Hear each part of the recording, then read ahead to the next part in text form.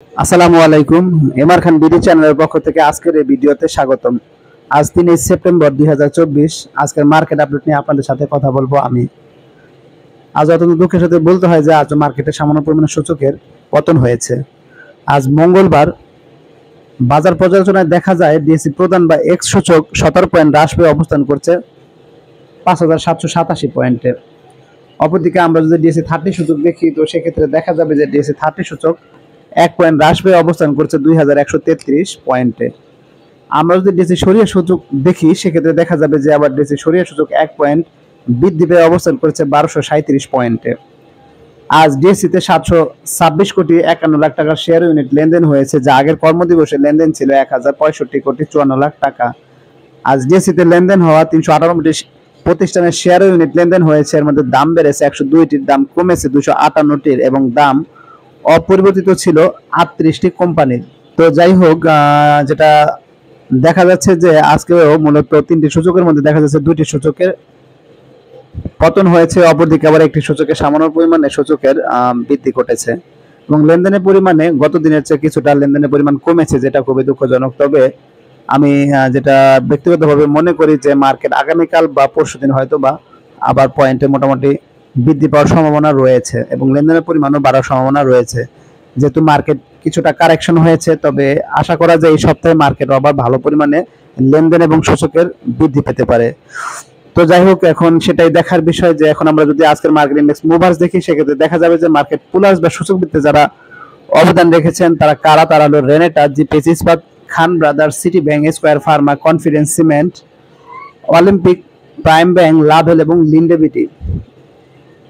তো সেক্ষেত্রে দেখা যাচ্ছে যে রেনেটা একাই 10 পয়েন্টেরও বেশি সূচকের বৃদ্ধি ঘটিয়েছে। অপরদিকে জিপিএস ইস্পাত 3 পয়েন্টের মতো, খান ব্রাদার্স, সিটি ব্যাংক 2 পয়েন্টের মতো, square Pharma, Confidence Cement, Olympic 1 পয়েন্টের সামান্য বেশি সূচকের বৃদ্ধি ঘটিয়েছে। অপরদিকে প্রাইম ব্যাংক, লাভেল এবং লিন্ডেবিটি তারা 1 পয়েন্টের কম সূচকের বৃদ্ধি ঘটিয়েছে। তো সেক্ষেত্রে রেনেটা 770 টাকা 20 পয়সা থেকে 890 টাকা 70 পয়সা, জিপিএস ইস্পাত 28 টাকা 80 পয়সা থেকে 31 টাকা 60 পয়সা, খান ব্রাদার্স 116 টাকা 10 পয়সা থেকে 123 টাকা 20 পয়সা, সিটি ব্যাংক 23 টাকা 70 পয়সা থেকে 24 টাকা 20 পয়সা, স্কয়ার ফার্মা 230 টাকা 30 পয়সা থেকে 230 টাকা 80 পয়সা, কনফিডেন্স সিমেন্ট 79 টাকা 10 পয়সা থেকে 83 টাকা 10 পয়সা, অলিম্পিক 201 টাকা 40 পয়সা থেকে 203 টাকা 50 পয়সা, প্রাইম ব্যাংক 23 টাকা 60 পয়সা থেকে 23 টাকা 90 পয়সা, লাভেলো 83 টাকা 60 পয়সা থেকে 87 টাকা 40 পয়সা এবং লিন্ডেবিটি 1305 টাকা 70 পয়সা থেকে 1332 টাকা 40 পয়সা লেনদেন হয়েছে।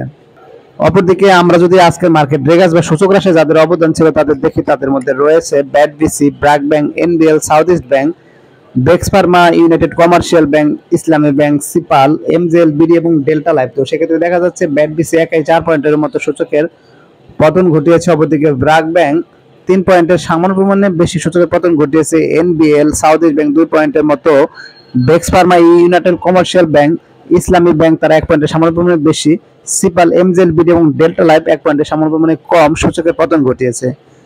তো সেক্ষেত্রে দেখা যাচ্ছে ব্যাডবিসি 425 টাকা 50 পয়সা থেকে 418 টাকা 60 পয়সা, ব্র্যাক ব্যাংক 57 টাকা 50 পয়সা থেকে 56 টাকা 70 পয়সা, এনবিএল 7 টাকা 30 পয়সা থেকে 7 টাকা 10 পয়সা, সাউথ ইস্ট ব্যাংক 10 টাকা 60 পয়সা থেকে 10 টাকা 10 পয়সা, বেক্স ফার্মার্স 74 টাকা 10 পয়সা থেকে 72 টাকা 80 পয়সা, ইউনাইটেড কমার্শিয়াল ব্যাংক 13 টাকা 20 পয়সা থেকে 12 টাকা 90 পয়সা, ইসলামী ব্যাংক 41 টাকা 40 পয়সা থেকে 41 টাকা 10 পয়সা, সিপাল 56 টাকা 70 পয়সা থেকে 53 টাকা 40 পয়সা এবং এমজেএল বিডি 104 টাকা 20 পয়সা থেকে 101 টাকা 90 পয়সা ও ডেল্টা লাইফ 109 টাকা 20 পয়সা থেকে 106 টাকা 40 পয়সা লেনদেন হয়েছে।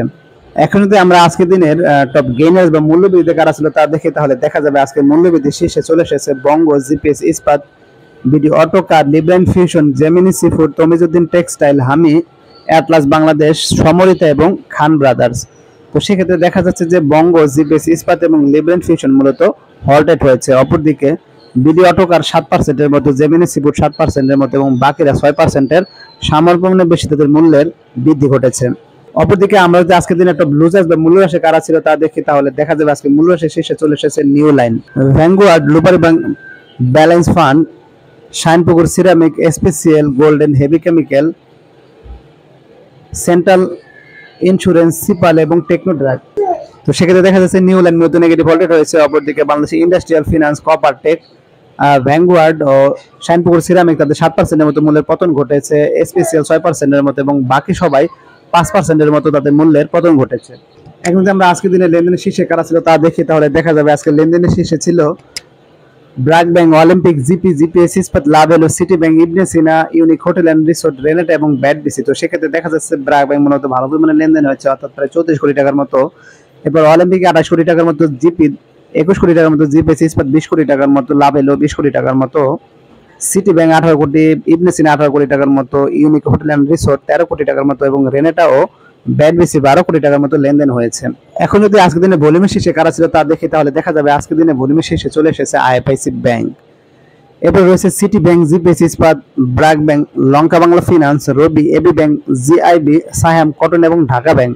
তো সেক্ষেত্রে দেখা যাচ্ছে আইএফআইসি ব্যাংক মূলত 1,91,827টি শেয়ারে তাদের লেনদেন হয়েছে। এরপরে সিটি ব্যাংক তাদের 78 লাখের মতো শেয়ারে লেনদেন হয়েছে।